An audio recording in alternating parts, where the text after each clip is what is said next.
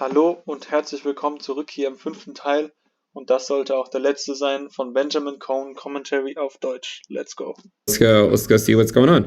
So it broke above it in January of 2023, the week of January 9th. Now go take a look at the Ether Bitcoin valuation. Where was it the week of January 9th? It's all the way up here at 0.75. So again, you have an example in the pre-halving year where the Ether Bitcoin valuation underperformed even when Bitcoin USD was above its 20-week SMA, right? So the pre-halving year should be treated differently than, say, like the halving year or the post-halving year or whatever, right? You can see that the Ethereum Bitcoin valuation has bled in 2023 just as it did in 2019 when Bitcoin USD broke above its 20-week moving average, at least so far. Furthermore, if you were to go take a look at monthly returns for the Ethereum Bitcoin valuation, you would notice that on average, the first 5 months tend to be green, but starting in June through the rest of the year, on average, it tends to be red. Now, not every single year that's occurred, but... Jetzt vergleicht der Bitcoin und Ethereum und man sieht, dass die ersten 5 Monate kumuliert, also von 2015 bis 2023 bis heute, die ersten 5 Monate immer positiv sind und die letzten 7 Monate immer negativ. Das sieht man hier kumuliert, also über alle Jahre zusammengefügt. On average, right, with, large standard deviations, it's been red. In fact, most Junes have been red, except for 2. And one of them was only 0.5% to the upside. You'd have to go back to 2017 to find a significant move by Ether Bitcoin to the upside in June. Normally it just goes down by double digits or so.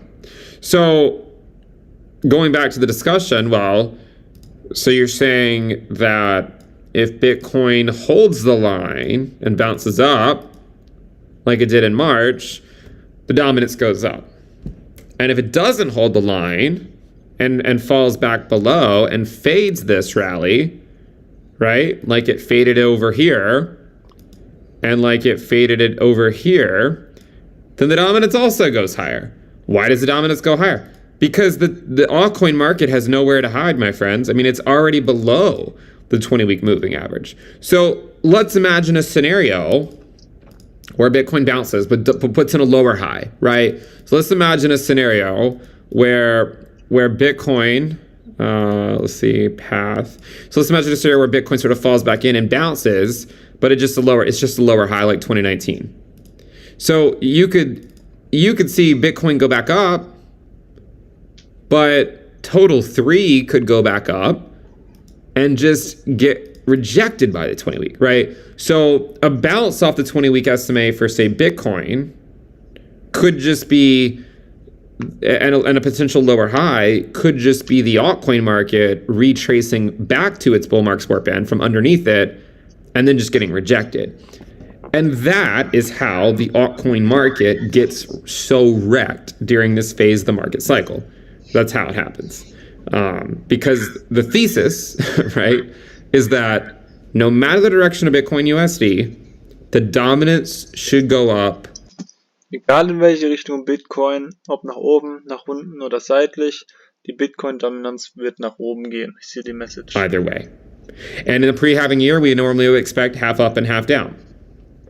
It's just my general expectations, right? I mean, we always get ahead of ourselves in the pre-halving year, but that is historically at some point it fades. Now, are we fading it now? Potentially. Could we fade it, could it... Das Jahr vor dem Halving, vor dem Bitcoin-Halving, der Halbierung der Gebühren, ist es normal, dass man ein halbes Jahr nach oben steigt und ein halbes Jahr nach unten geht. Und bis jetzt sind wir 5 Monate nach oben gestiegen. Also ist die Frage, was kommt jetzt? Und die Antwort, das könnt ihr euch selber ausmalen. Get another bounce and then fade? It's possible, but there are some of these momentum indicators. If you look at some of the moving averages and whatnot, they are starting to fade. I mean, there's another indicator. I don't even know what it looks like, right? But let's go check out. I know some people like the MACD. I mean, it actually, okay, look, it just turned red on the weekly. So what happened in 2019 when it turned red? I don't even know because I don't really follow this indicator. I'm guessing it turned, once it turned red, that was it, right? You can see right here in July, it turned red and it meant the highs were in. So there is a chance here, right? This move is just being faded and the altcoin market gets wrecked. And the altcoin market's already near the March low, despite the fact that Bitcoin is not. So if Bitcoin were to go to the March low, where do you think that puts the altcoin market? You could argue that Bitcoin retracing back to its March low at some point later this year could put the altcoin market at new lows, or at least at the prior lows back in December, which are still well below the March lows. So there's a lot going on right now. And note too that the dollar is, despite all the FUD, so far it's back above its 20-week SMA and sort of held its own prior low, potentially double bottom. Now, this could just be a lower high. We'll have to wait and see, but there's been a lot of FUD on the dollar, and so far it's still holding pretty strong. So just to recap, right? Bitcoin USD falling into the bull market support band. Total, slightly below it, but not a weekly close yet. Total 2, already below it, with 1 weekly close below it. Total 3, already 2 weekly closes below it. Liquidity flowing from higher risk assets. Die Liquidität geht von den Altcoins zu Ethereum zu Bitcoin und am Schluss wird die Bitcoin-Dominanz muss einfach steigen. Das ist hier die Message. To lower risk assets. For a certain period of time, the higher risk assets can help support the USD valuations of the lower risk assets because that liquidity is going back to those blue chips. But at some point when the blue chips roll over because there's no longer enough liquidity from the altcoin market to sustain them, then the altcoin market gets even more wrecked because they already have so little liquidity because so many people already converted them to the blue chips.